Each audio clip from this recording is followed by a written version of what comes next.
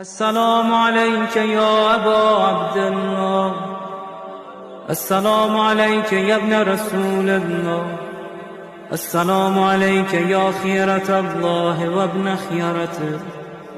السلام عليك يا ابن أمير المؤمنين وابن سيد الوصيين، السلام عليك يا ابن فاطمة سيدة نساء العالمين، السلام عليك يا ثار الله وابن ثاره والوتر الموتور، السلام عليك وعلى الأرواح التي حلت بفنائك، عليكم مني جميعا سلام الله أبدا ما بقيت وبقي الليل والنهار.